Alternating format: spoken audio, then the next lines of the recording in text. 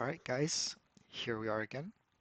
So, this video will be kind of a shorter one because there actually isn't that much I really want to say in this video. Unfortunately, it's really just because everything that Klaus Mülmer said in his lecture was sort of all over the place. So, like, trying to find some like angle to approach it is really odd. So I've sort of just gathered a bunch of random topics he mentions, and I'm going to try to give some more structure to the topics in relation to each other. And I highly doubt this will take more than like 5 minutes. But still, I think a lot of what's mentioned here may be new, or at least worth like having repeated. So starting with the fact that Klaus Mittmer actually didn't start with quantum physics. He actually started with just a little bit of classical physics. Now this was really just to set the tone for quantum, so you can like compare and contrast. But the main point that he wanted to make was that if you have something like a classical state, now what does a classical state even mean? What he meant was like, say you have a pebble, like what can you describe about a pebble? Well, there are qualities in physics about a pebble you can describe, such as a mass, location, momentum, velocity, volume, or density, or stuff like that. But the examples he wanted to bring up was that um, in if you place it in a coordinate system, you can like measure its position, and if it's moving and has a mass, you can describe the momentum of the pebble. Now, this sort of just describes the state of the pebble. However, you can obviously change um, aspects about like a position or velocity of a pebble. So what you would sort of be describing in that scenario is dynamics. Basically, how does the system change, often in response to some like input. And to give an example for this, he gave Newton's second law, F equals ma, which says that if you have an object that's accelerating or decelerating and it has some mass, it's because some force acted on it. And basically this just like goes to point out this equation over here. Acceleration is the derivative of velocity. So if you take time derivative of velocity, I'm dumb. Yeah, never mind, hold on. And then you get acceleration, which goes to show that, the main point is if you have a force, the velocity will change and thus the momentum will change. And in turn, the position will change. So this just sort of points out that by changing the system, by adding or subtracting stuff, you can change how it interacts with its environment. Now, if you do this, you'll sort of get like a classical state function out of it, which describes like the position and momentum. And like if you have some dynamics going on, or if it's moving, then like in a way you could say that the position is like a function of t, momentum is a function of t, t being time, that is, meaning that in a way, for some scenarios, you can describe the state of a pebble moving, for example, in response to a force as a function of time, let's say. But this is sort of just to like set the tone for quantum, because in quantum things are a little bit different, but they sort of echo back to this idea of describing a state and then describing some uh, aspect that changes that state. So in quantum physics, we describe a state via a wave function, which typically is described in physics at least by a position in space and at what time. For you guys, it'll be different. Luckily, it'll be easier for you guys to deal with the quantum stuff. But yeah, this is a function, but we can also, as we've seen so far, we can describe it as a vector that can be decomposed into basis vectors with some amplitude factor in front of, linear combinations of it, which sort of goes to show that we can express it in this way. No, this is actually very convenient because this actually makes some calculations for various different branching aspects of quantum mechanics very easy. And I think we might even see that down here, if I remember correctly. But yeah, um, now we have just said that in quantum physics, this is a state and it can be expressed via these subterms, the basis kets. Now, how do we include dynamics in this? Well, or what is probably the most famous equation in all of quantum mechanics is what I call the big Schrödinger equation. There is a small one, which is time independent, but this is the time dependent Schrödinger equation. Um, it may look scary, maybe, but it's actually really simple to understand if it is just expressed via what does it mean. So it is obviously, and how should I phrase this? Okay, let's look at it this way. These are just factors, so like it's not really important to focus on them. So let's just see what happens to be equated. We have a change in, or like a derivative in time corresponding to the Hamiltonian, which the Hamiltonian, we'll get to what an observable is, but basically it's the sort of matrix or like the operator that measures the energy of the state. So basically, notice how when it is applied to the state, it equals the time derivative of the state. To translate what this means is basically that the energy of a quantum state corresponds to how that state changes in times. In other words, energy sort of uh, dictates the dynamics of a quantum system. Now, what can we do with that information? Well, let's look at how a Hamiltonian typically is structured in a very abstract sense. A Hamiltonian is typically described as the sum of two like super terms. There's the kinetic energy, which describes like the movement of particles, and there's the potential energy, which describes the environment the particles exist in. Now, the reason I call these super terms is because like I'm just saying like it the Hamiltonian consists of kinetic energy and potential energy, but kinetic and potential energy themselves can consist of many terms, especially if you have like multi-particle system. But okay, so like we've now acknowledged this. Typically, we never talk about kinetic energy. It's just some like aspect that is inherent to the particle's existence. However, the potential energy is actually something we can alter because the potential energy describes the environment the particle exists in, and the particle's environment is something we can change.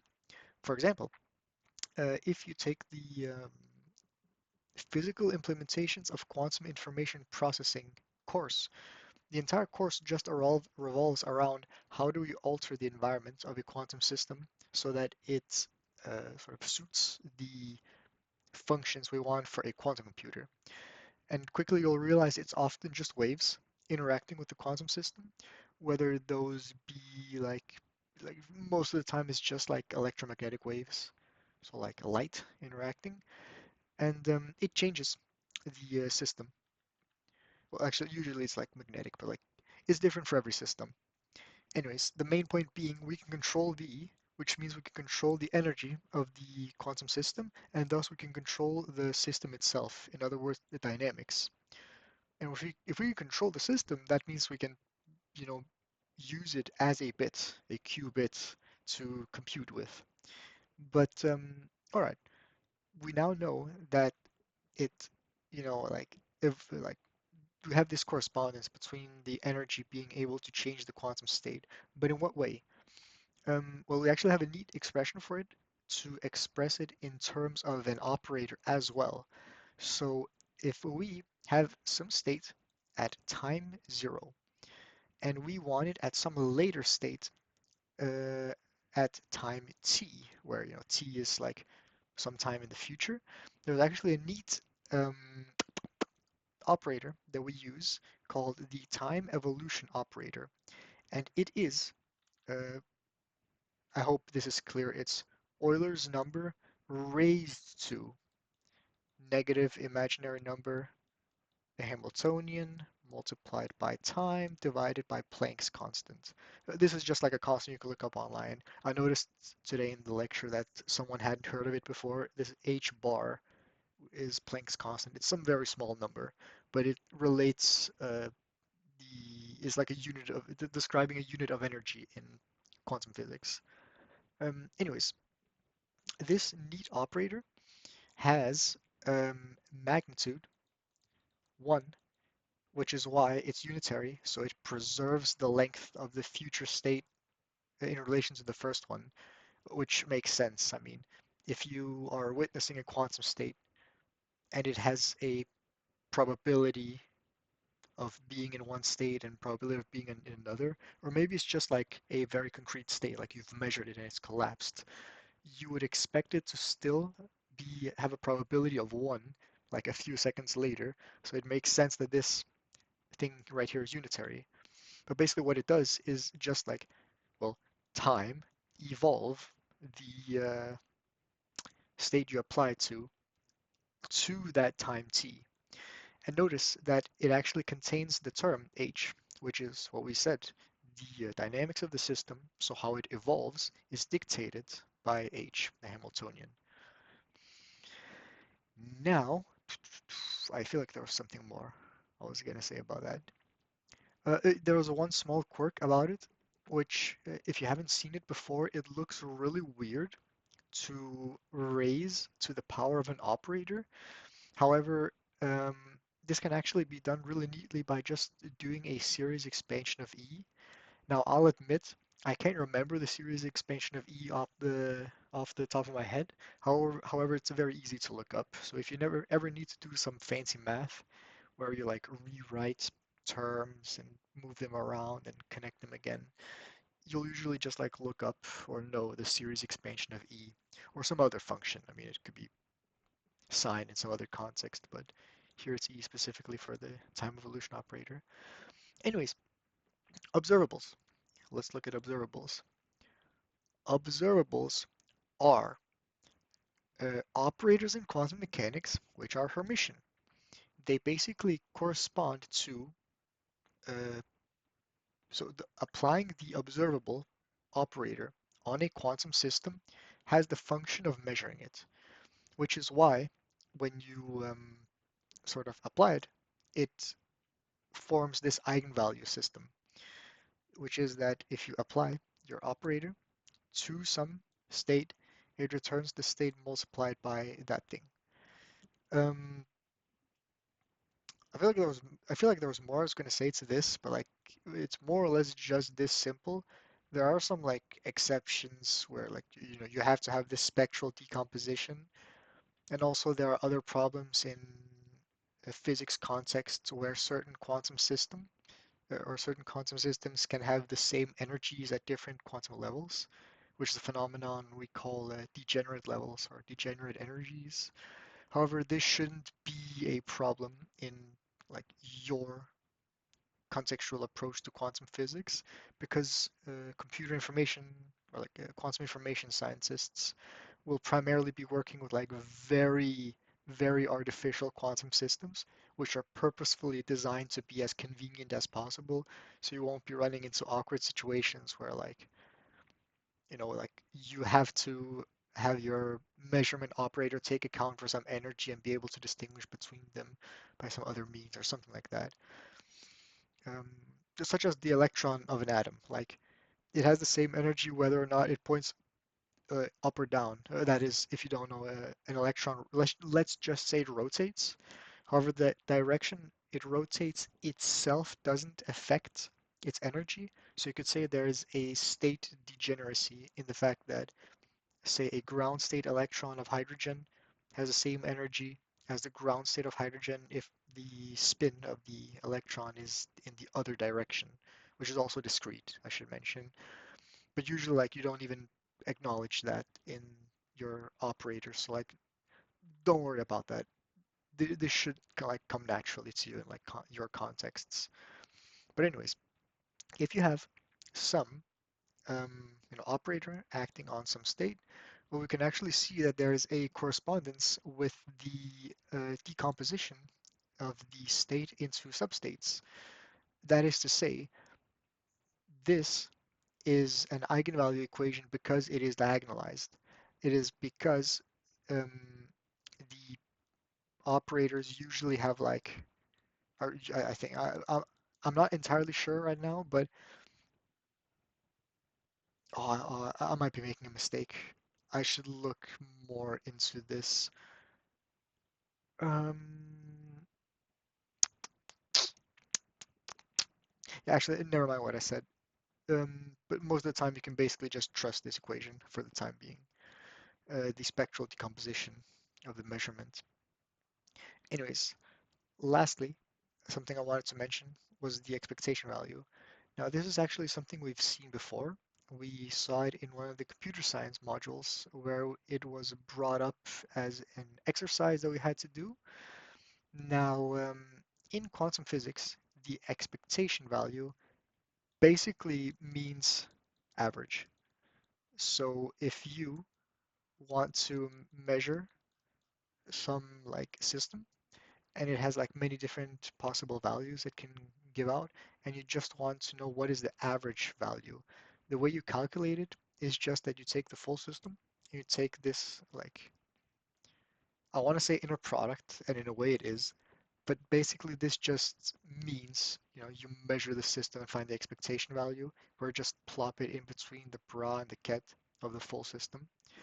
And this actually just corresponds to like what I was saying. Like if the system is diagonalized, like I was trying to mention up here, if the system is diagonalized, it sort of just corresponds to the value you measure multiplied by the probability of measuring this like eigenvalue.